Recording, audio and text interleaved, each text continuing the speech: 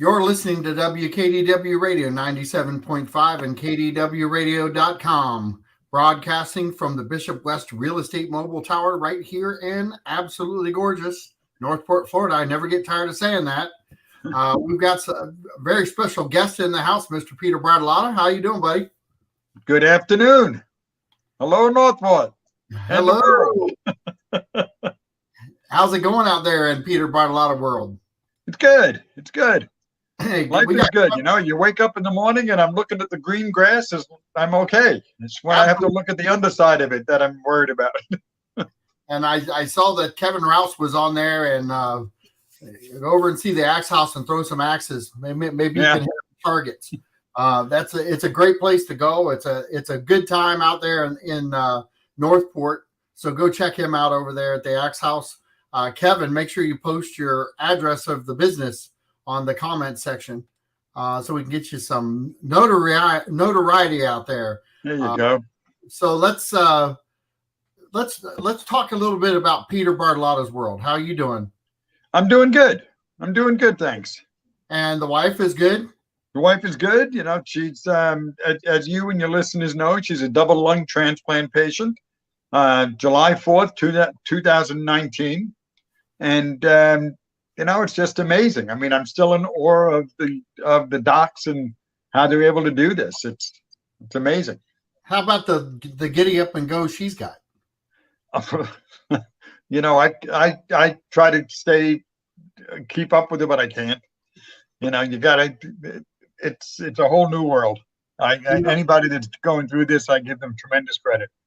And I bring her into the mix because, you know, you give a lot of time, you do a lot of things, and you're still doing all of those things. You're still answering your phone. You're still on the show. You're still trying to move Northport forward in the sense that you're not sitting idle at home just wondering what's happening, right?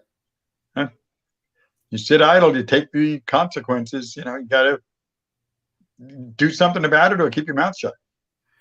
And that's probably the best statement I've heard in quite some time. How do we get more people involved in Northport? You did it before, and so I'm going to pick your brain a little bit on this because we've had conversations outside of this on getting people involved, and I think it's a spirited conversation that gets a lot of people's attention. But go ahead. You know, what is it? You ask the question, I guess, of what is the one thing that most people are interested in? And I think it's their town.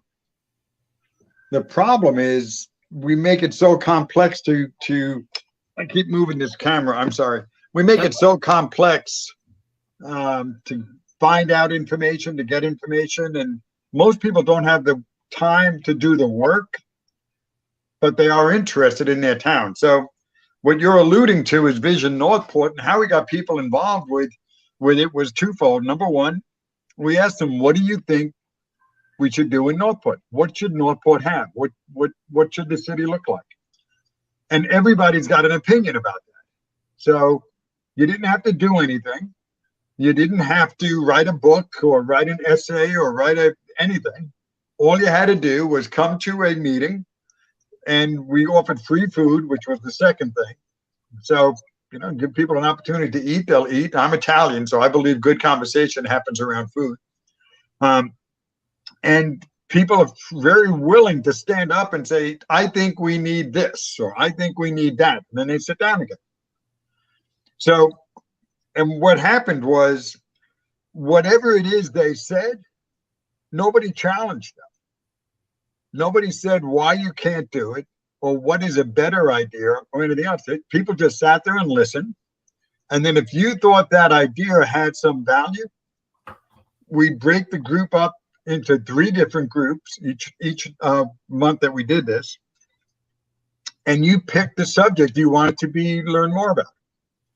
Whatever that idea was, the person submitted. And sometimes we had 10 and 12 different ideas. We had a vote on the top 3 because we wouldn't have enough time. And then you sat at the table and you listen to other people, residents of Northport, participating in a conversation, and you were going like, my gosh, I'm not hurt. This didn't hurt. I was able to speak my mind and nobody challenged it. It was just good conversation. And you left. And that was it. Nothing was asked of you. You didn't have to do anything. And the next thing you know, we had 1,000 members. Well, I seem to remember a comment that you made way back when, an incubator of ideas. Yeah. I forgot that. That's good. And I know it's out there, and you know, a good friend of ours is paying attention right now, Kevin Rouse, and he's an independent business owner that's out there, and you know, making the independent business owner part of the fabric of the community is a big thing for Northport, because we don't have a lot of big players. We have our local guys. And what would you, from all of your business side of things, what would you recommend that local businesses wrap their hands around to get involvement within their businesses? And I'm picking your brain here a little bit. Okay. Let me answer it. If I don't answer your question, then let me know. But a couple of years back, as you know, I was one of the founders of the Northport Economic Development Corporation, a private EDC. I also sat on the city advisory boards. I was chair of that advisory board at one time. And my brother, who was an executive with an Italian helicopter company, he asked me one time, he said, Peter, answer me this question, or this riddle. How do you create jobs in a world where the population is increasing and I need less people to do the job today than I needed yesterday? It's a tough question. Yeah. And it was like hitting me across the head with a 2x4. And I sat and I said, wow, wait a minute. And then I started thinking about jobs. And, you know, we look at a job as going to work for somebody. And I've been on my own since probably 1990.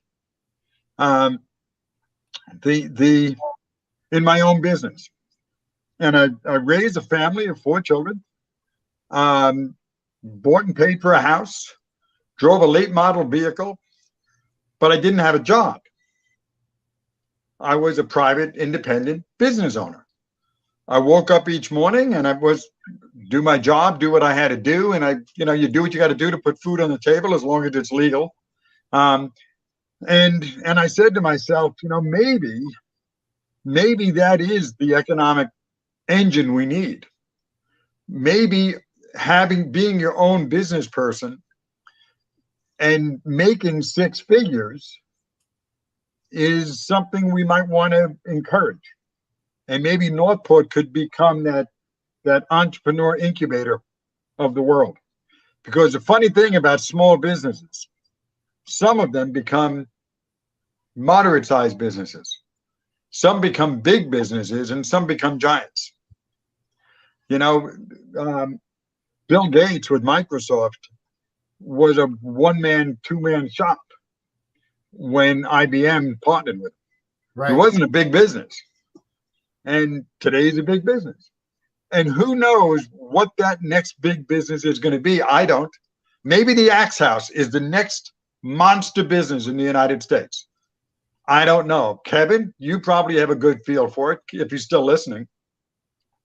But, you know, we should get behind the small businesses. We should engage the public, because where do most of us do our shopping? It's with small businesses. And why can't we have an economic engine that's a model that's different than trying to attract companies to come here and relocate to our city?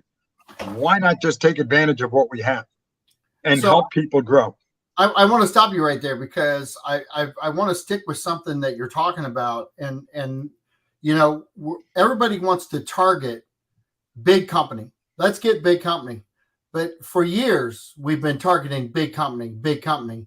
And I know we've been having this same conversation, you and I, for years, about really supporting the local businesses. Now I'm part of the chamber, been part of the chamber now since 2016, and Bill Gunnan and those guys, they're spirited, they're getting things moving, but it always hasn't been this powerful of a chamber. It is gaining momentum because there are more businesses and there's more independent business owners who are part of that now, being part of Northport, because we still aren't grown as a city like Jacksonville or Tampa or even Sarasota. We're not grown to the standard of business operation that they are. So we can't start with the dream of, I want to be that, unless we start somewhere. And wouldn't you advise everyone to kind of step back and take a look? And maybe all these small business owners, I've been to Kevin's place. I understand what he's going through, and I think there should be a small businessmen's association to collate all their information together and maybe do some joint advertising out so that it's cost effective, and so that they can get the word out into Northport about what they're doing. Well, the I thought, and it's just something to get the momentum going. To me, everything starts with a vision or a plan.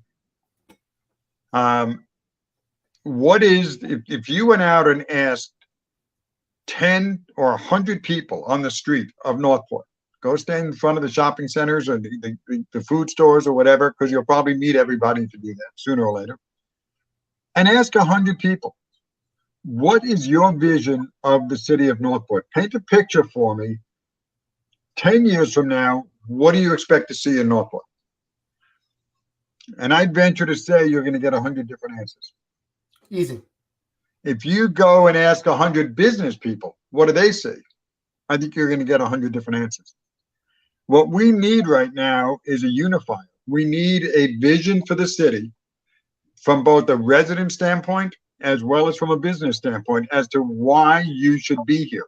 So if I said to you, for instance, I can virtually guarantee that in 10 years, we will have a hospital, we will have a high-tech corridor in the city, we will have multiple town centers with an entertainment section second to none in the state of Florida.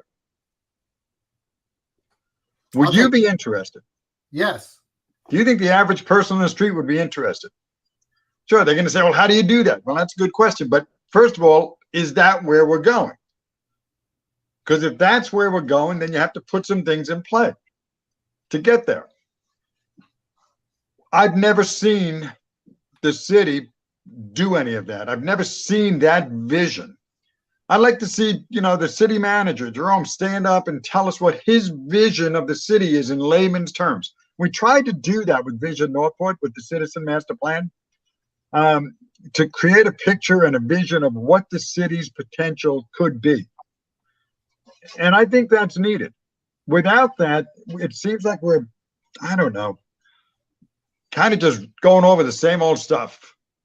And we're spinning our wheels, and we all want to go somewhere, but it's all in different directions. And if you try doing that, you're never going to get anything done. You got to get all the horses on the wagon pulling the same way. We're not doing that. So, we need to bring together the community. We need to ask that question. Let's define something. And it should be very broad. It shouldn't be real specific.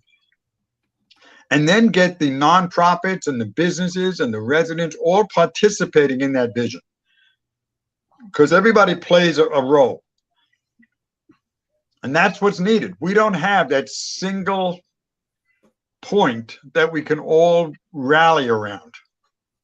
And I'm gonna go there. I'm gonna stop you again. Because I think what you just said is extremely important for any listener out there right now. You should be sharing this show. You're listening to WKDW Radio 97.5 FM. You can join us on Real Talk. You can join us on WKDW Radio on Facebook and YouTube. There's a lot of different ways to share this information But think of it this way. If we don't have a central focused point on any topic, what are we driving for? I hear what you're saying, but can you tell me right now what our single most focused point is for the future, and how many people are involved in it? Because I'm going to ask that to commissioners. No, I can't. And I have no idea. I think that we had that back with Vision Northport. I think people needed that back then, and I think we kind of missed the boat. We've talked about this before on keeping that going in a sense that the redirection of a group like that matters now. I agree. And the voices need to be heard at a much different level. And it's building a coalition of people who not necessarily all have the same ideas and the same focus, but they all have the same goal. And I think until we get a group of people like that, and we've talked about it, we've talked about Punta Gorda having that group. Yep. And there's something to be said, and you correct me if I'm wrong, there's something to be said that having an email list of 3,000 or 4,000 people to send this information out to, even 1,000 makes a difference, because now you've got 1,000 people going to war for a topic, and I think that's what's missing. I agree. How do we build that and rebuild it where you think it should go? Officials who have a vision. I've always said when somebody's running for office, you should ask them, what are you going to do if you get in? Tell me one thing you're going to do. Then tell me, how are you going to do it? And then tell me, what qualifications do you have to get that done? And I'll bet you 90% of the people or more that run for office are never asked that question. So what happens is they get into office and they start doing stuff, what I call stuff. But it doesn't move us towards where you want to go, because nobody's defined where you want to go. I used to publish a paper in Port Charlotte. And I used to have a column, and it was called, "Hey, it's just my opinion. What's yours?" And I would give my opinion and ask for feedback. And this one gentleman called me, and he said he really enjoyed reading it. And we got into a conversation, and I found out he was from Cobb County, Georgia. And he said he was there when Atlanta was born, as the modern day Atlanta. And it was one commissioner's vision. One. And then he got 2. And then there were 4. And then there were 6. And all of a sudden, people started getting behind the vision. But somebody's got to put the vision out there. We're sitting here, and with all due respect, and I'm not against the environment, but we're having debates on how thick a tree should be, for crying out loud. I mean, when the bottom line is, if you're going to if you're going to conserve, or make sure that we have enough canopy, just make the rule that builders need to put in trees that cover that canopy, not baby trees, full-grown trees, if that's the case. We create work that doesn't lead us anywhere. It doesn't give us anything to wrap our arms around. We're the tree city. I don't even know what that means anymore. But we're not focused on the things that build a city. We're focused on stuff. And I wish every commissioner would pick 1 or 2 things that they will do, and they focus 100% or 90% at least on that, and 10% on the stuff. Well, and I hear you loud and clear, and we're going to talk more with commissioners and others about the new tree ordinance that's out there now, and that's kind of what you were referencing to, and I did speak with 2 of the commissioners already through a chamber event or a chamber meeting online, and I voiced my opinion. I won't do that today because I'm going to be gracious enough to let them come on camera, because I actually have a few questions when it comes to the outcomes of these things, because the answers I got during the meeting were definitely insufficient, and on the verge of unacceptable, to tell you the truth. Sure. I find that when you look at a business model, you find a way to be competitive where you're at. The comparisons they drew in were Jacksonville and Tampa. Sorry, Jacksonville's built out, and so is Tampa. They may have tree restrictions now, but they were like we were when they were youthful as a city, and they're not anymore. And yes, it's okay, but I'm a little confused by the tree ordinance being set up the way it is, and there's only one arborist. So in order to clear your lot, we're already in the standard of money. Let's just talk dollars. We're $3,000 more costly to build here just with land prep than Port Charlotte. $3,000. That's a fact, because I deal with the builders. I talk to the builders. I've walked up and down Price Boulevard talking to builders. They don't like to build here. Jerome, if you're listening, commissioners, if you're listening, fix the permitting department. You just layered it with more. You just layered it again. So I need to hear good, solid commissioner answers, and I'm looking forward to it. And I told them I would be open-minded, and I think you're right. I see anytime that we put layers on top of layers, I think it adds not only confusion but costs somewhere. You know, I totally agree with you. I just came out, and I haven't been going much to the meetings. I mean, I'm on the Charter Review Board, but I haven't been going to other meetings. And I just last week went to the Economic Development Advisory Board. And the main topic of discussion was affordable housing. Now, what are we talking about affordable housing for in economic development?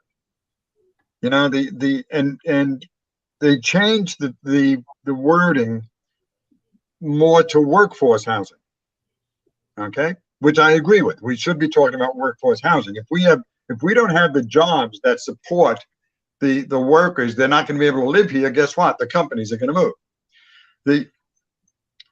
But then you look at what they consider the livable wages, and we're back to affordable housing, or what I would term more as low income housing. So why aren't we having a discussion about question number one? What should the average wage of Northport be? What's our strategy? Well, if the average wage is going to be $70,000 a year per person, then what kind of businesses do we need to attract that would give us that wage? What's the infrastructure we need for that wage? You know what I'm saying? You work backwards from where you want to go. We don't seem to do that. We're sitting here, and almost the entire meeting was about affordable housing. And it's like, what do, you know, that's why executives don't sit on these boards. They have better things to do. When we ran the private EDC in 1 year,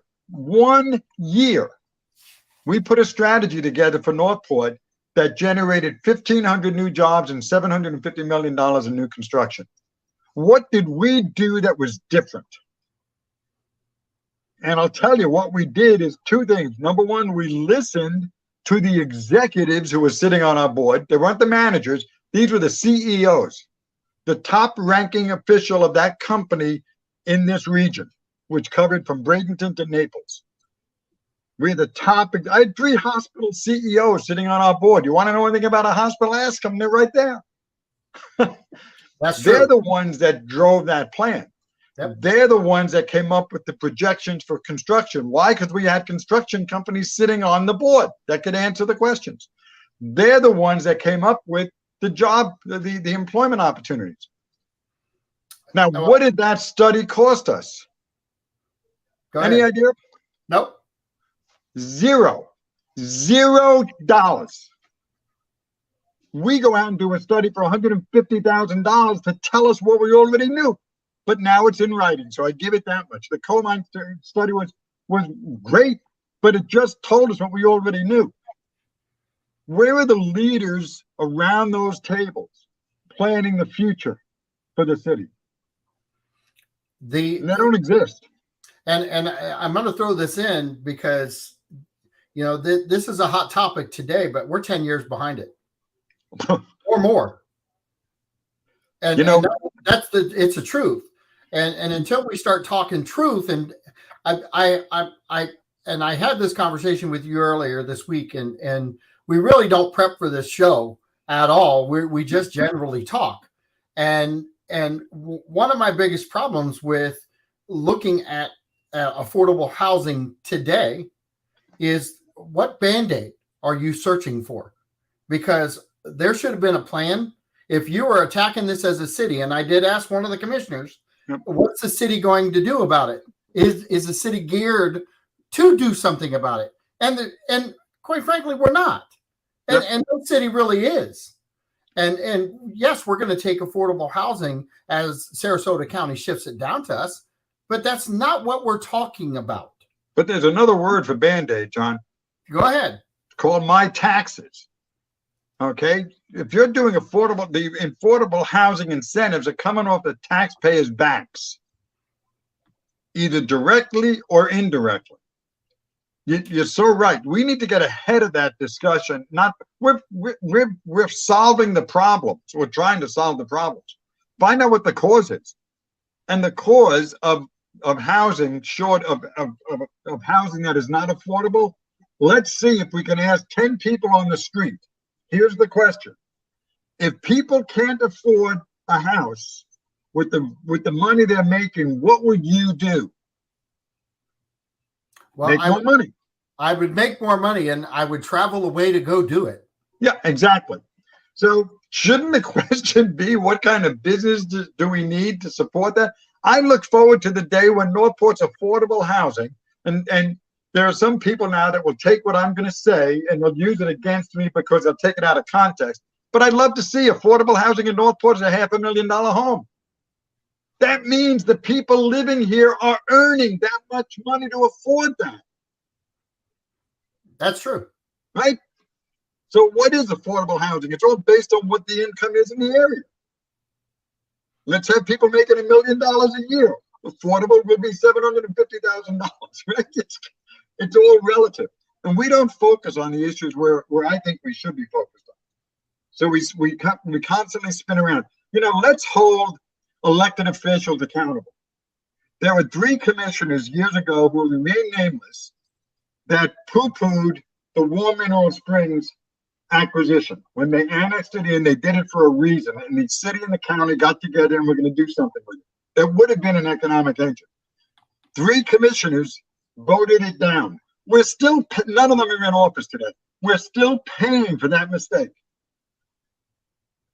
Just because somebody gets in office, they make a decision. The voters have to understand you're paying for that for sometimes decades later. Vote the right people into office. Vote people in who demonstrate to you that they know where they want to take the city. They have the skill set to do it. That's the people we need to start electing. And I'll say it point blank, I think we've got only 1 commissioner up there that meets that criteria.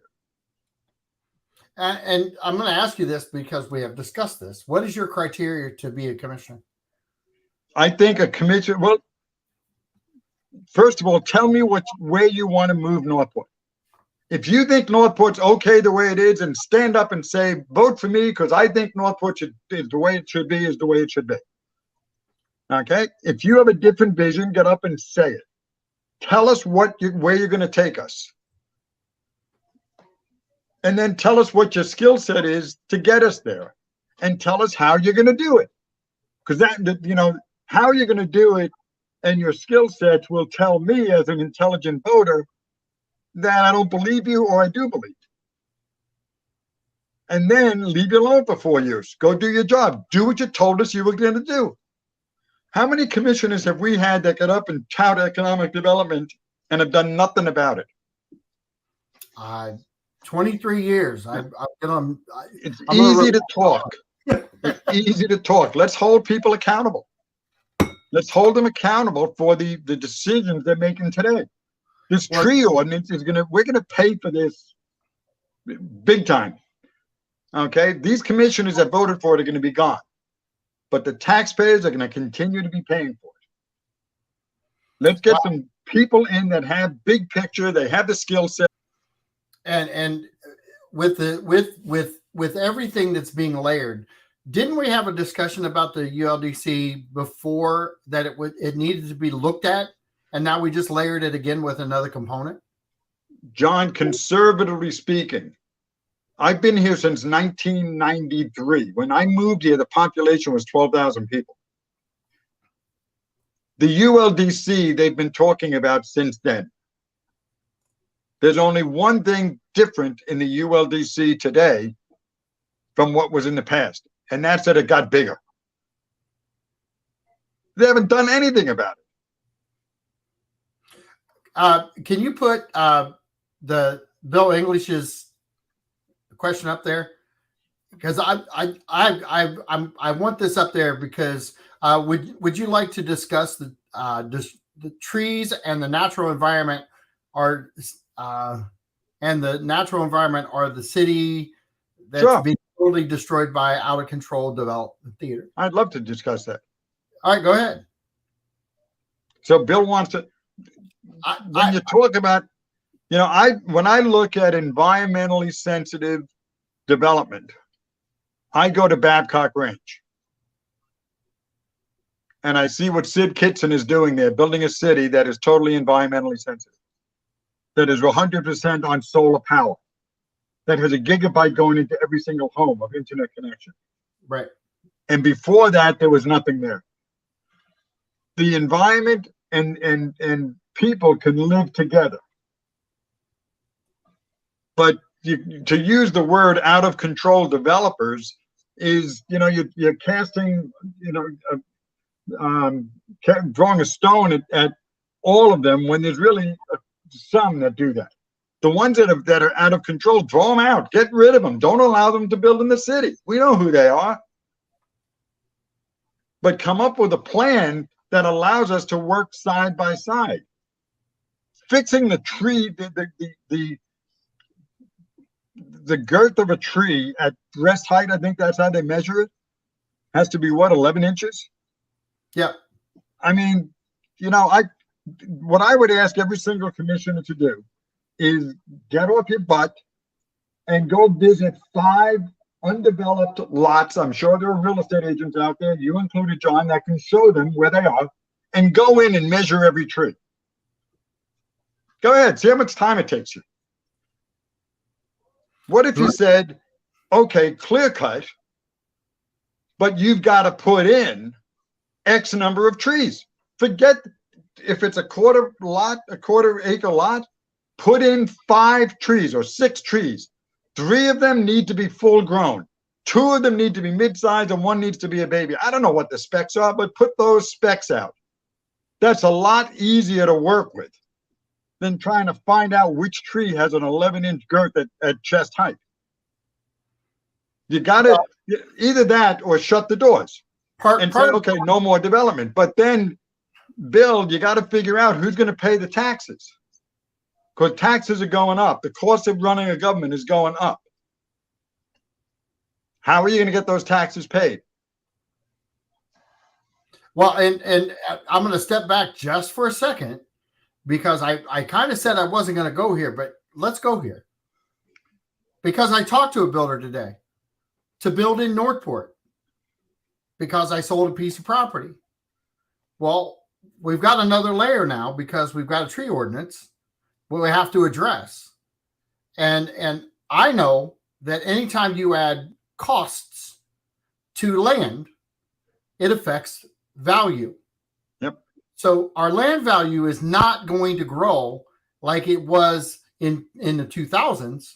All right. And we just kind of caught momentum with land because guess what? We don't have houses. And now we put a restriction in for trees, and it's a 35% tree canopy. And I've had Alice White on.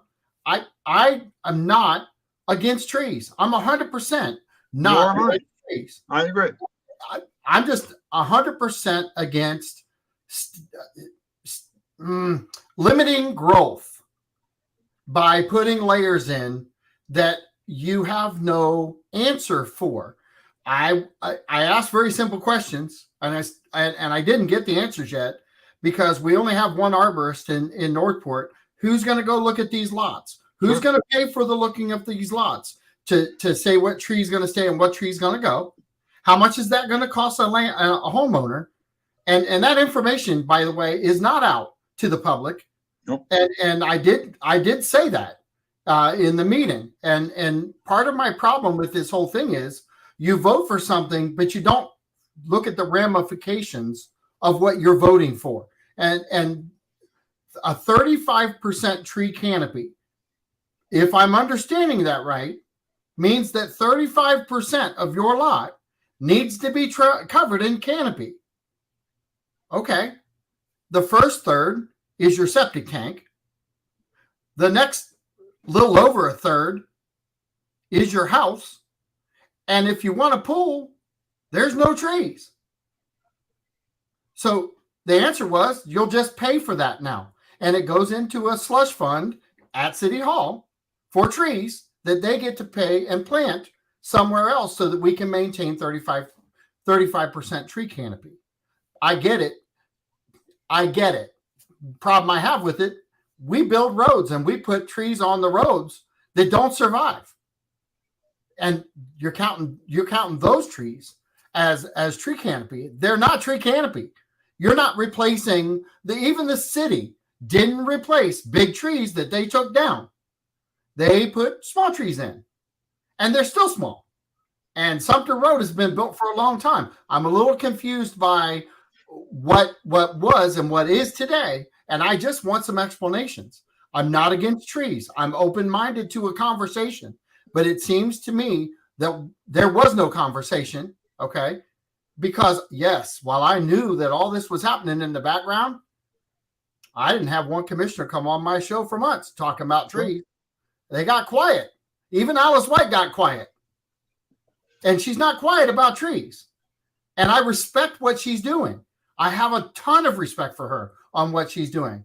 But she said on my show, I became a city commissioner to get the tree ordinance in. Okay. Are you resigning? That's my question. Because if that's why you got in, are you leaving? And I may riff with her right now, and I have no problem with that because she said it. I'm using her words, not my words. I let people talk freely on the show. I'm just trying to figure out where we're at and how, as a person who deals with the business, how do I now deal with that business? Because guess what? As we found out with Toledo Blade has people saying my realtor never told me it was 4 lanes. No chance of that. Realtors have to know what we're selling because we're held accountable. Yeah, but it goes back to where do you want the city to go? And there's a lot of people in this city that call Northport a bedroom community. And I'm okay with that. But let's talk about what a bedroom community is. It means people live here and work somewhere else. I grew up in a bedroom community, Massapequa Park, Long Island, New York. Okay? It was a bedroom community. There was nothing but little shops, restaurants and supermarket and flower shops and bakeries and regular little downtown shops. There was no jobs. But we were a bedroom community to a place called New York City, where big paying jobs were, and you commuted to those jobs. If we're going to be a bedroom community, who are we a bedroom to? And if it's Sarasota, what is the biggest industry in Sarasota? It's travel and tourism. low-paying jobs. So what Northport really is, when you're hoodwinked into thinking we're going to be a bedroom community, you're being hoodwinked into saying we're going to have all the low-paying job people live in your city so they can work in the restaurants and hotels in Sarasota County. Just so you know, I've been here 23 years. I've hated that label for 23 years. And I've made that loud and clear. Yeah. That's the worst label that you can give a community. Absolutely. Because it sounds good. You know, if I'm a bedroom community to New York, Atlanta, San Francisco, LA, okay, I get it. No problem. But Northport, if it wants affordable housing, we better get some jobs that people can afford to live here. And that's not happening. And then, you know, you look at the difference. Look at Welland Park. They've got a plan. There is a vision there. People who are moving there know what that city is going to look like or what that community is going to look like 5 years from now. We don't know in Northport. No. We have one of the best pieces of property on the interstate, and now I understand they're going to be building houses on it. What are we? We are just giving it away day after day, week after week. And the day is going to come, folks, where you're going to be living in a bedroom community, the bedroom to Sarasota, the city of Sarasota, and the city of Punta Gorda. And your most expensive house here is going to be $400,000 or $500,000, except Welland Park. They're creating a destination and a place where people want to live because there's a reason there and there's a vision there. Rest of the city, you ain't going to get it. And when you have low-cost housing, what does that do to the tax base? Taxes are based on the assessed value of your home, right? Yep. So if the cost of living goes up every year, cost of government has to go up by at least that amount. At what point do you start losing services because your government cannot afford it? Because we're doing everything we can to keep people with any kind of creativity and creative ideas out of the city, keeping people with any kind of job opportunities out of the city. Watch what's happening, folks. And it's coming, it's getting, you know, I've watched this since 1993. And it's coming to pass under all sorts of different names, including bedroom community. And I'm going to say this, Chuck English. Let me give you another aspect of the ordinance. Is the city does not have the same responsibilities within the tree ordinance as the residents. Is no protected tree within city-owned property by this city. Understand my opinion, or my option is not to what is being done, but what is being done by all. I hope you understood that. Bill, I agree with what Bill is saying in the broadest sense, but it doesn't make any sense to me if I don't know what the city is trying to accomplish and where it's going to go. We put laws in effect that stop us from doing other things. But until you know where you're going to go, stop putting in more ordinances. You want to go ahead and read Rich Suggs' question? Yeah. Hi, Rich.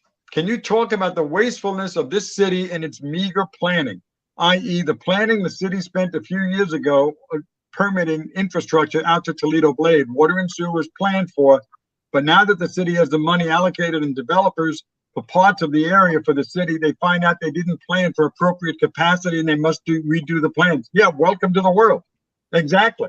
Why are we telling the developers this is what the city expects there? If I had my druthers, I'd raise the rates unless you can comply with our plan. If you comply with our plan, we give you a different set of it's a different rate card. Now, of course, that means you got to have a plan, which we don't have. But if you had a plan and you said to these guys, we will do this, but here's what we expect in return. Not more houses. We need job locations. And we just took 500 acres off the interstate out of the equation. And that's off the interstate. exposure. What a shame. That land is not growing on trees. I wish it was, because then we'd have a good tree ordinance. But but you know, we've got to change this, and it all starts with tell me what my city is going to look like, and then I can make a decision whether I want to stay in that city or not. But I don't know. I've been here since '93, and John, I don't even know anymore what it's going to look like. Well, we're not a well organized machine. And I'm going to put Dan Barry. I'm going to put your comment back up. He said he moved here in 1999, knowing it was a bedroom community. It was its desirability. Okay, I 100% agree with him. I'm not disagreeing with him, but we don't have to just be that. Well, but let's talk about just being that. As a bedroom community, Dan, I don't know if you're retired or if you're a worker, if you're in the workforce, but a bedroom community means you leave here to go work somewhere else. That is a bedroom community. That's why I got his name. You sleep here. Okay. If there are no jobs in the surrounding area, what is that going to do to your property values? It's not going to increase it. No. I mean, we're getting increased right now, not because of our location, other than the fact that we're in Florida. We've got trillions of dollars pouring in from people that are retiring early with big nest eggs, that are coming down here with cash. And anybody who makes their decisions on the future of the city based on that, you're smoking something that is illegal. You know, you got to get with the program. There are no jobs. So what's going to happen if all these people come down here because they want to live the life that we've been talking about in Florida with beaches and pools and golf and all this stuff? But you go to the beach and the beach says we're only open on Mondays and Wednesdays because we can't hire the lifeguards. What if the pools are closed 3 days a week? What if you can't go golfing because there's nobody there to fix the golf carts and nobody there to do your tea times? What if all of a sudden you can't eat at the restaurants because there's a mile-long line because there's only 2 waiters in a restaurant that has 150 tables? What are you going to do? I know what I do. I'd sell my house and I'd head to Dodge, go somewhere else. And that's what, you know, we could wind up as a ghost town. Be careful of what we're doing right now. And Dan, I really appreciate your comment. And it's not that we're arguing your comment. We want you involved in the conversation. You're a valuable part. Anybody who is in Northport is a valuable part of open dialogue.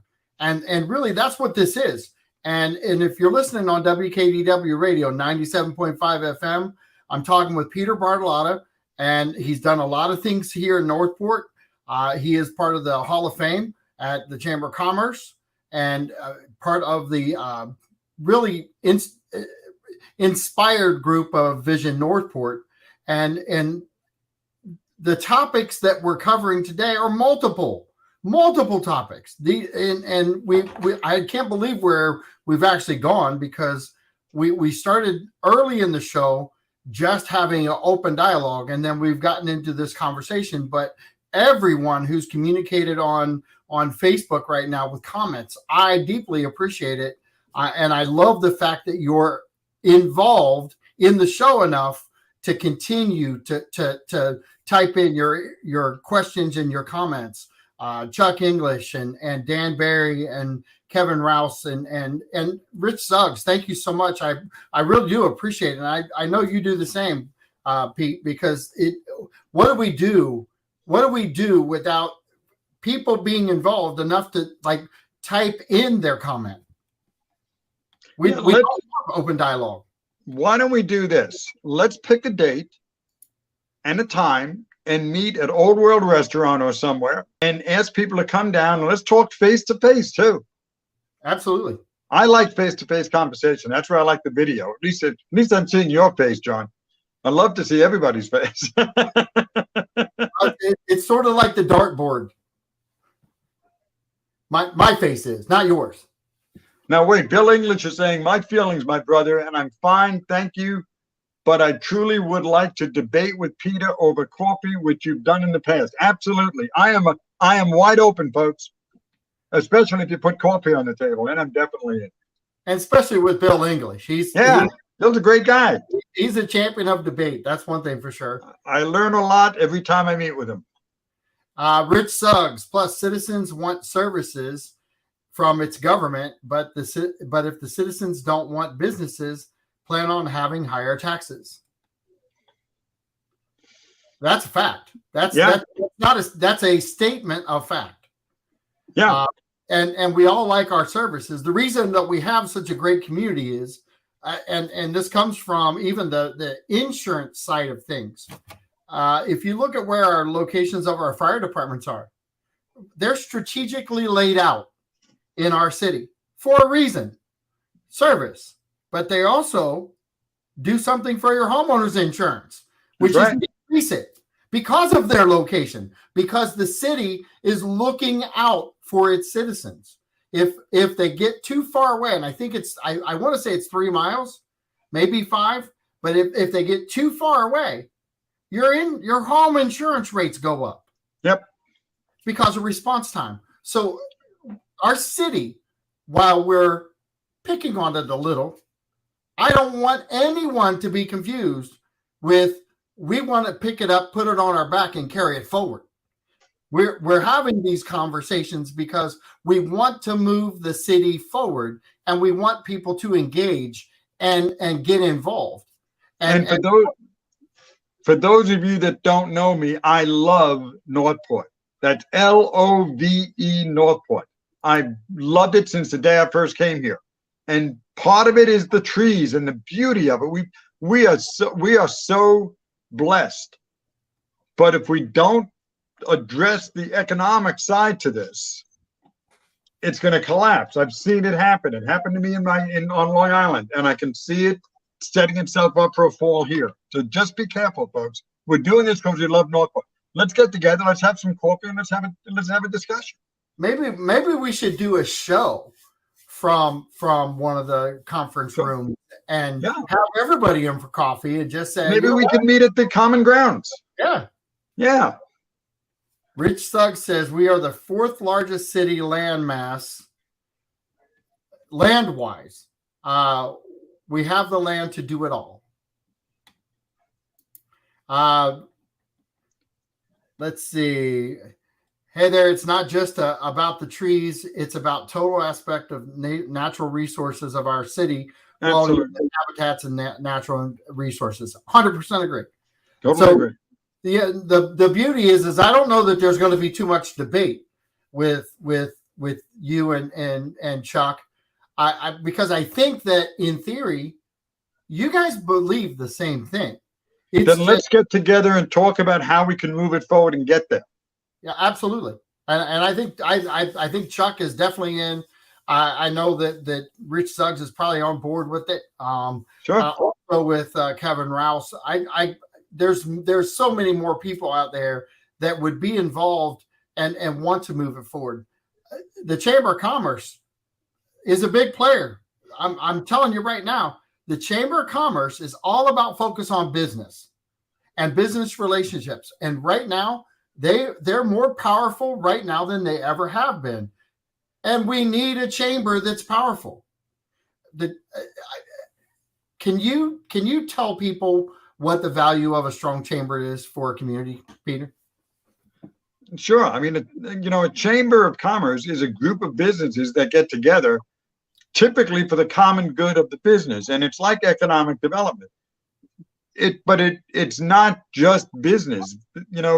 Business people and workers and owners of businesses need a place to live. So it's also about the community. What kind of a community we have? Is it a community you want to live in? We talk about living here, working here, and playing here. That's what we're really talking about. The tendency to move on to the business side is, from a financial standpoint, to get more money from the business group. So the city, gets like 35% more, 50% more revenue from the business community than it does from the residential side. So how do you take those dollars? How do you take that vision, couple it with the residents' vision? And keep in mind, many of these business people live in Northport, so they're wearing 2 hats. So when they speak, a lot of times it's, what's important to them is not only their business, it's their community. So how do you put that together and then meet with the people who are involved in the community from an environmental standpoint? And how do we integrate it all and come together with a consistent, doable plan that we could all get behind and drive forward? Well, listen, folks, we could go on for another hour, but this is John Rawlings with WKDW Radio, 97.5 FM and KDWradio.com, saying thanks and have a good day. And thanks for listening.